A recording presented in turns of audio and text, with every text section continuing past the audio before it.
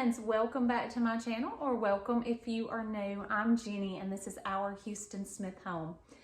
Today's video I'm very excited to share because I've been talking about this for a while, that I'm going to start sharing more painting videos and furniture flipping and things like that. And today we're going to be working on this beauty. I'll turn you around in a minute and show you everything about her, but it is a beautiful piece of furniture and I'm excited because I haven't actually painted anything in this style before, but I'm going to take you through step by step what I do to all of my pieces. Each piece is a little bit different, of course, but I'll show you my basic steps of what I do when I paint. We're going to start cleaning, we'll prime, we'll paint, we'll top coat. I'll show you some of my favorite products and we'll just go through everything that we're going to do to this piece. So let me go ahead and turn you around. I'll give you a little preview of the before and we'll go ahead and get started. So this is a Dixie brand Tallboy dresser. It is in really great shape. I picked it up at the thrift store and I had a customer that was actually looking for a tall chest like this, so I contacted her and she did want it. It has a few little imperfections, you know, a few scratches. That bottom drawer, the finish is a little bit messed up on it. You've got some scratches over on the side, but overall it is in great shape. This is such a well-made piece of furniture. I'm telling you, this older furniture like this is so well made. That's why I like to redo this stuff instead of buying new. The stuff you buy now is just not good quality. This is very good quality. That's just a quick look at the before. You can just see, like I said, a few imperfections and things like that. So we are going to paint this piece and we are going to be using the original hardware. I love the hardware, but we're going to change it up just a little bit. And all of that will be in the next video. This is going to be a two-part video. And so in today's video, we're going to focus on the prep. Prep is key. I cannot stress that enough. So today we're going to be cleaning, we're going to be sanding, we're going to be priming, and we're getting everything ready for paint. The most important part is in today's video, and then we'll do a part 2 where we'll actually paint and top coat and we'll work on those handles. So y'all have to be sure and come back next week so you can see the finished product. But for today, if you're interested in knowing all of the steps to prep your piece before you get ready for paint, this will ensure very good adhesion and this will ensure that your product is going to last. First things first, I'm just removing all of the hardware, and because I have learned over time that things go back better where they came from, I am labeling the back of these handles. I'm just doing an L for the left side and starting at the top with number 1, and then I'll do an R for the right side and start at the top with number 1. And that may not be necessary in this case, but on older pieces of furniture, I have found that things go back better where they came from. I also am labeling each drawer starting with number 1 at the top. I just take a piece of painter's tape and stick it right on the back.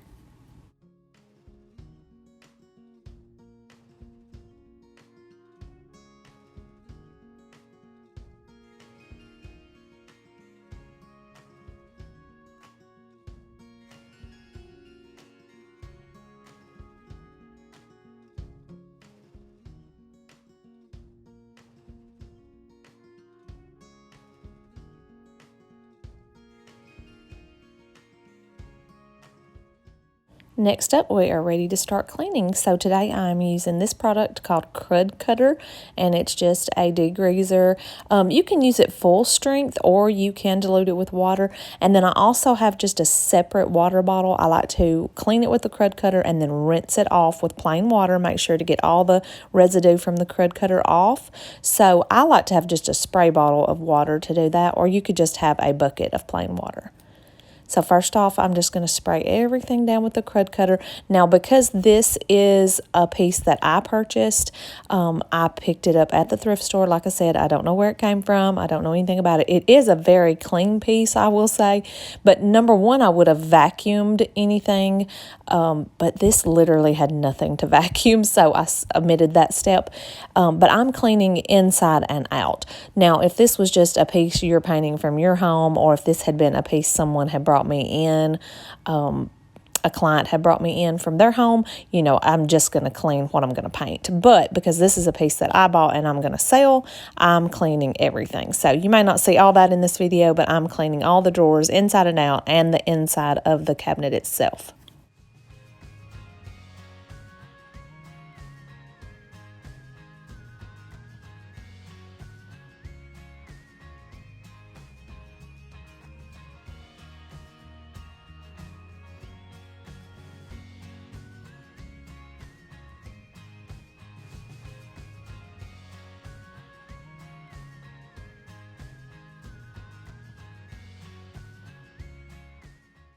Very important to go back in with water only and rinse off any residue. You can do this with a water spray bottle or just a bucket of plain water. So after I cleaned everything, I just sit it out in the sun so that it could dry really well. And I just wanted to show you, even if you have a really clean piece and you think maybe you could skip that step, think again, because this is how dirty it actually was. Now, I just put my hardware in a Ziploc bag. I did the right side and the left side, and I'll just put that up for whenever I'm ready. Now, I'm just doing the exact same process here, going in with the crud cutter, going to wipe everything down, and then I'll go back in with the plain water and rinse everything off.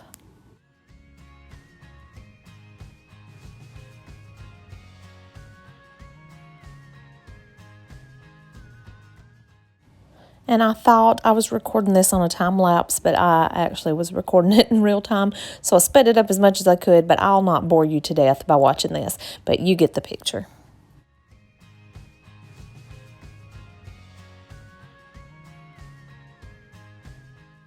Everything has set out in the sun for a little while to dry, and we are ready now to scuff sand. So you saw the piece was in pretty good shape, so I'm just going to use my orbital sander on like the bigger pieces. This is just an orbital sander from Harbor Freight, very inexpensive. That's just a 220 grit sanding disc that I have on there. There's a little bit of dust coming out of there, but that is a new disc that I have on there. And so the actual cabinet part of this, I'm going to use that. And the drawers are curved, as you can see there, so I may do that by hand. But you see the top, how shiny that was? We just want to scuff that up a little bit. We just want to give the paint a little bit of tooth to adhere to. You just want to scuff it up, knock back that shiny.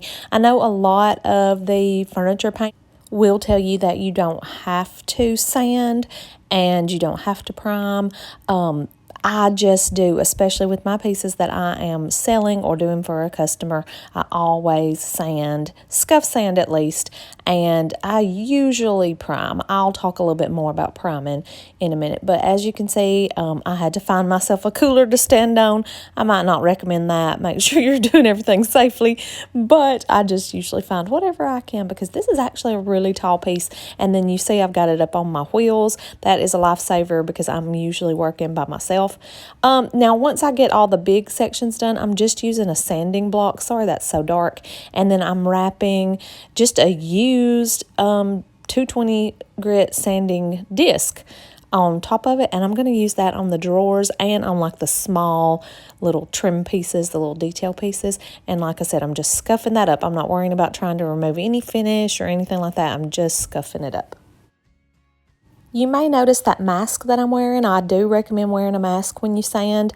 That is called the RZ mask. I'll see if I can't link that in the description box below. I really like it. I've had that all summer. I've used it. And you can buy refills of the filter that actually goes on the inside. And so I really like it. It's comfortable. And I kind of like that tie-dye. It was on sale at the time, but I really like it. So I'll see if I can't link that for you.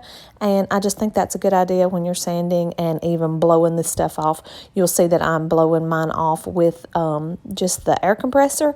And that's just going to get rid of all that loose dust. And then I'll actually go in as well with a damp microfiber cloth. Just get any more of the loose sanding dust. You can vacuum this. You can use tack cloth. I've never actually used that, but I see a lot of people use it. Anything to make sure you get all of that dust off, because you do not want that on your surface when you get ready to start priming or start painting. .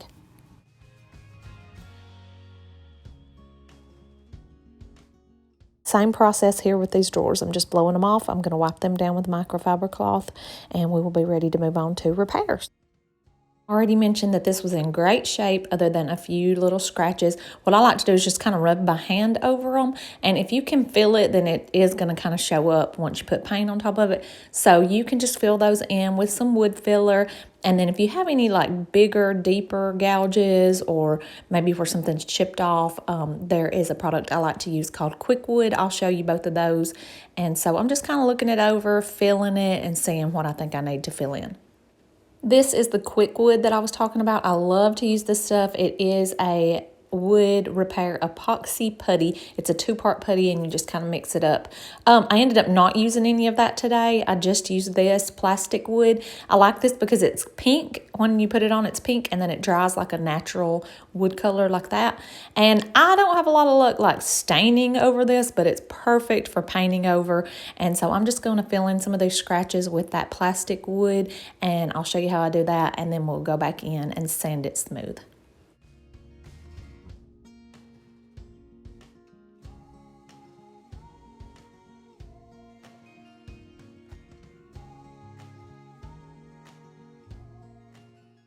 So I got all that in, and you can see it's starting to dry. You can see down here where some of it's still a little bit pink, and then as it dries, it's drying into that natural wood color. So I got it all spotted up here.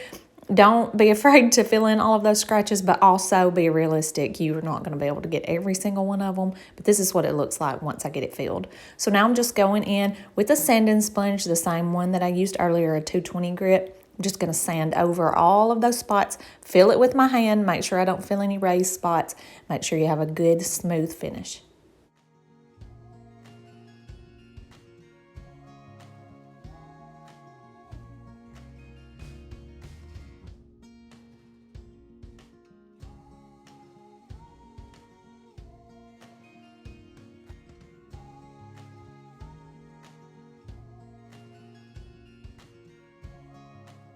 Now, you guessed it, you have to blow all of that sand and dust off and go back in with your damp cloth once again to make sure you've got all of that dust out of the way so you can start priming.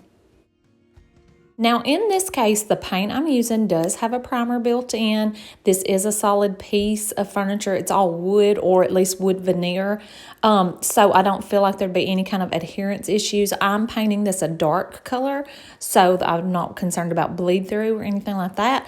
But when I'm painting pieces to sell, I do like to go ahead and prime them. And then this piece, I did break through to the bare wood in just a couple of places, like in the corners, and I did have several places that I filled with wood filler, and then I had this one drawer that the finish was a little bit uneven. So I want to make sure and prime. If I was painting this piece white, you can see the drawer tops there are very pink, and I feel like that's something that probably could bleed through a white paint. So in that case, I would use a shellac-based primer to prevent any bleed through. But for today's purposes, I am painting this a dark color. I'm using this Zinsser Bullseye 123 primer. It's a really good primer. This one's white. You can buy it in a gray, which would probably be ideal for painting a dark color. But I have this on hand, so that's what I'm going to use today. And I'm going to try doing it in the spray can. I do have a gallon of this as well you can brush on, but I feel like that spray can is going to save us tons of time. So I'm going to give that a try. And I'm not looking for just a really full coverage. I'm going to make sure that I get the spots that I had done with wood filler and any of those bare spots. Now here I'm just taping up anything that I don't want paint to get on. I like a nice, clean, crisp line, so I always tape up the backs and anything around the edges that I don't want to get paint on. I just go ahead and do that first. Y'all, this was a super windy day, as you are about to see in this video. This was probably not the best idea. And this is why I don't have a paint sprayer. I would love to get a paint sprayer and learn to spray, but it feels like it is always this windy at my house, and I just feel like I don't have a good place to do it. Any suggestions on that, y'all send them my way, but you can say that wind was going crazy. So I got it primed, and I brought it back inside to dry. Again, I didn't do a really good full coverage on this. If I was concerned about bleed through or anything like that, I would have done a second coat and really done it good. And I did actually go back, which is not on video, and do a second coat on the top because I didn't get just very much coverage on that top. So I did do that. I went ahead and did the same on the drawers, and I got those primed. I do like to let my primer dry overnight. Now this primer says it can be painted over within 30 minutes, but I like to let it dry overnight and then we will be ready for paint. Okay, I feel like we're at a really good stopping point here. We have got everything primed and ready to go. We're ready for paint. Were you surprised at how much work was put into this piece, as good of shape as it was in? Were you surprised at everything that I did to get it up to this point and ready for paint? A lot of these paints advertise as no sanding, no priming. They have built-in primers, they have built-in top coats, and while that is true, I'm just much more comfortable doing all of these steps just to ensure that I get good adhesion and that I'm producing a good quality product that's gonna last. These are just the steps that I take. At this time, I am constantly learning, I'm constantly trying new things, and so I'll do updated videos as I come across, you know, different techniques and things like that. But I hope that this helped you. It gave you some basics.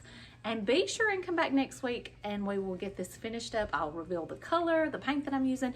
Any products that I did use in today's video will be linked in the description box below. So if you just go to that description box, you can go check those out. If you aren't already, hit that subscribe button so you don't miss any more videos, and the next video will be up. I do put up a new video every week.